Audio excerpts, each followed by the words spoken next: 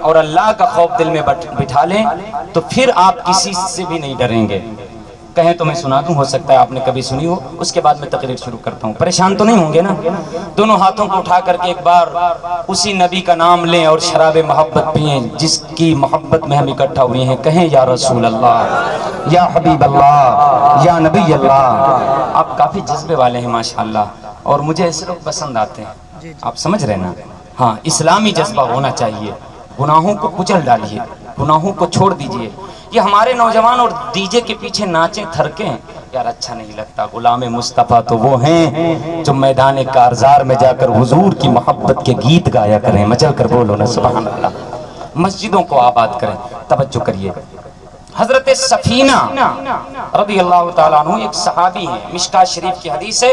حضرت سفینہ رضی اللہ تعالیٰ عنہ جنگ میں گئے تھے، قافلہ پہلے چلتا تھا، قافلے کے ساتھ جنگ میں گئے تھے، قافلے سے بچھڑ گئے، کسی ضرورت کے لیے گئے، قافلہ آگے نکل گیا۔ اب موبائل تو تھا نہیں کہ فون کر لے بھائی کہاں پہنچے ہو۔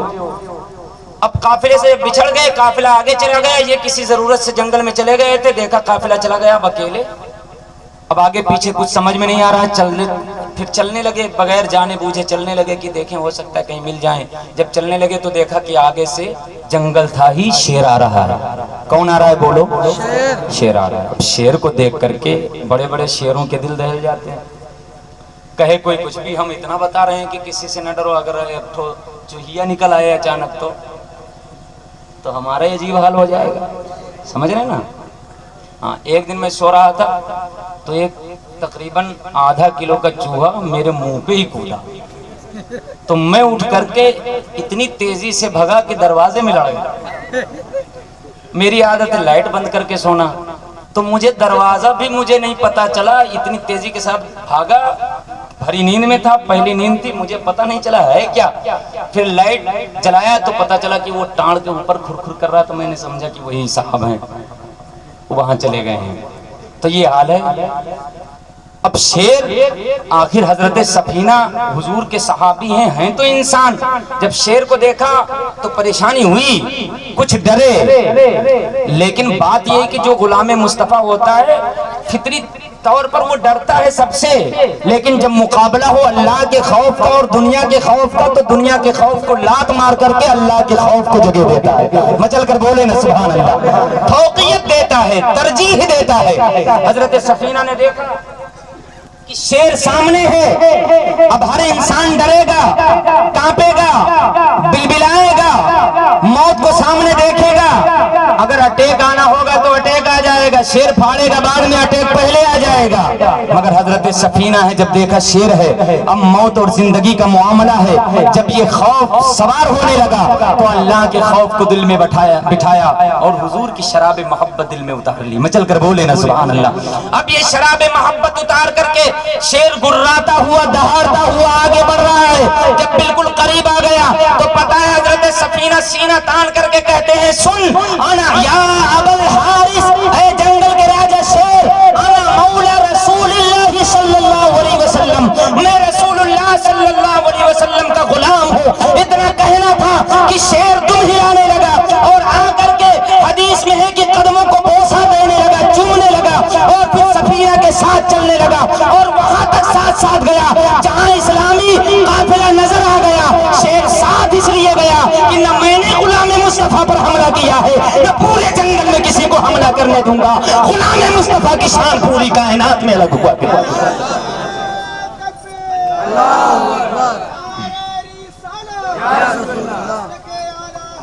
زندہ آباد۔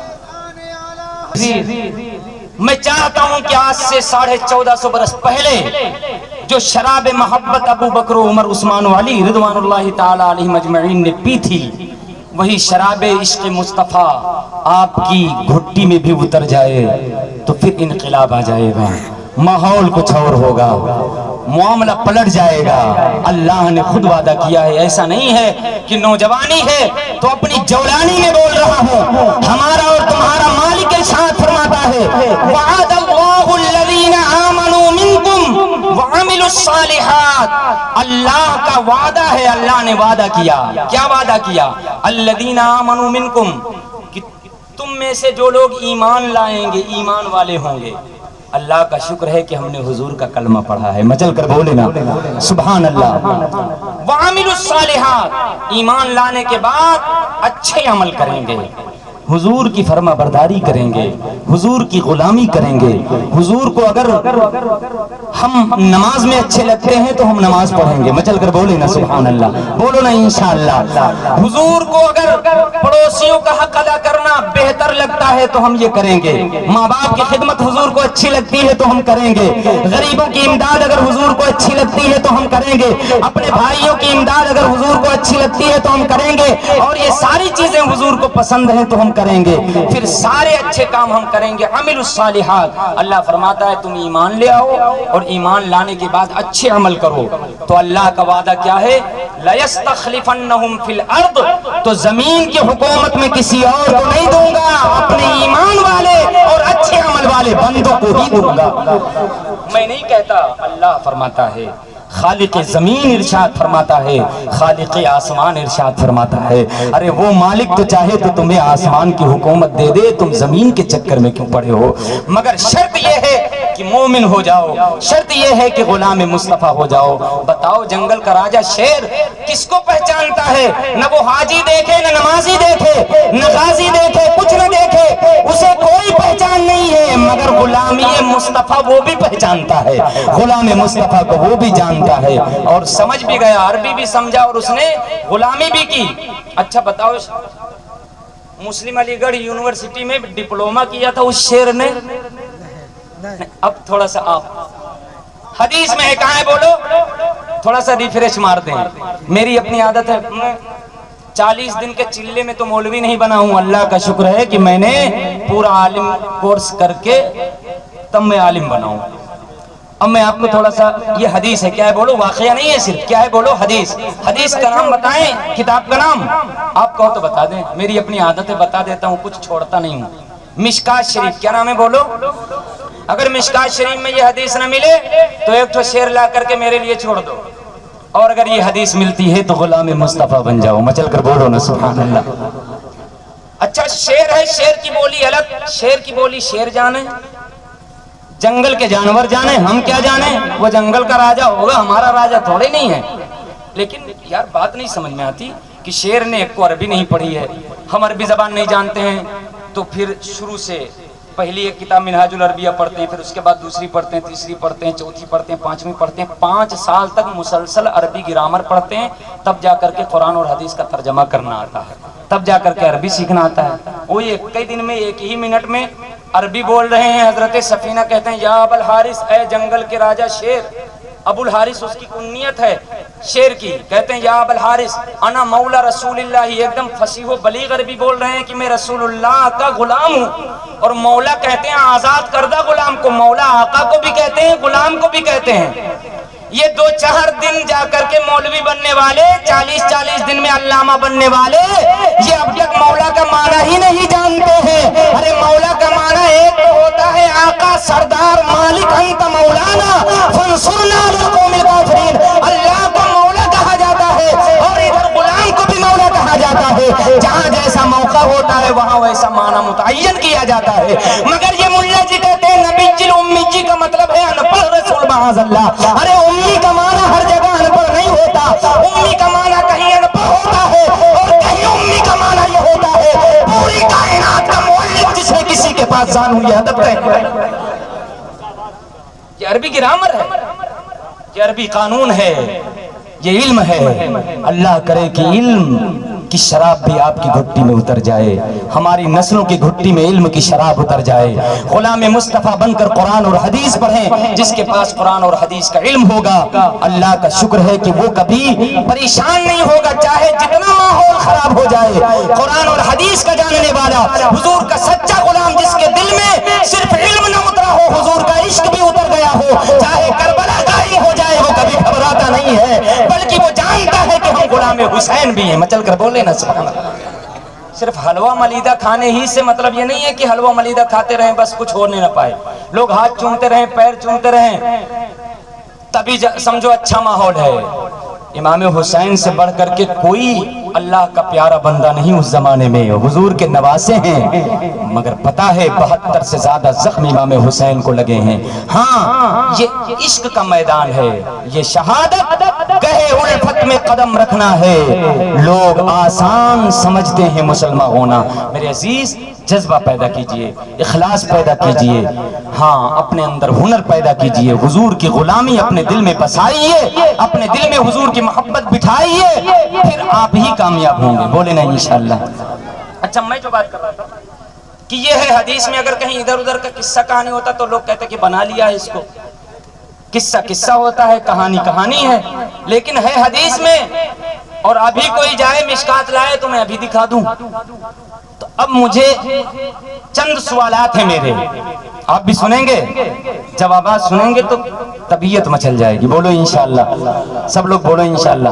دیکھو ہمارے درمیان ایک جذبے والی شخصیت ہمارے چیئرمین صاحب ہیں، میں ان سے بڑی محبت کرتا ہوں، لیکن میری اپنی عادت ہے کہ منہ کے سامنے پھک پھک کرتا نہیں ہوں۔ محبت کی کچھ وجہیں ہیں، غریبوں کے ساتھ ان کا حسن سلوک، ان کی امداد، اور ایک چیز ان کی مجھے بہت پسند آتی ہے کہ اگر مسلمانوں کا کوئی معاملہ آ جائے یا پھر ایسی کوئی بات آ جائے تو جہاں لوگ دم دبایا کرتے ہیں وہاں یہ مرد مجاہد آگے بڑھ کر کہتا ہے میں نہیں پٹلوں گا۔ یہ انداز مجھے بڑا پیارا لگتا ہے۔ خدا کرے کہ یہ چیز سب میں پیدا ہو جائے کہ جب بات اسلام کی آئے، جب بات مسلمانوں کی آئے تو پھر ادھر ادھر بغلے نہ جا کے پیچھے نہ جائیں، ہر مسلم نوجوان آگے بڑھ کر کے، ہر مسلم بوڑھا آگے بڑھ کر کے، ہر مسلم بچہ آگے بڑھ کے کہے جو ہوگا دیکھا جائے گا، حضور کی شان کہیں پر دبنے نہیں دیں گے، اسلام کا کلمہ کہیں دبنے نہیں دیں گے، جو ہوگا دیکھا جائے گا۔ ہم تو پیدا ہی ہوئے ہیں اسلام پر قربان ہونے کے، یہ ہونا چاہیے۔ اور اگر اس طرح جذبے والے لوگ ہو گئے قصبے میں تو پھر قصبے کا رنگ کچھ اور ہوگا، بولو انشاءاللہ، بولیے نا انشاءاللہ۔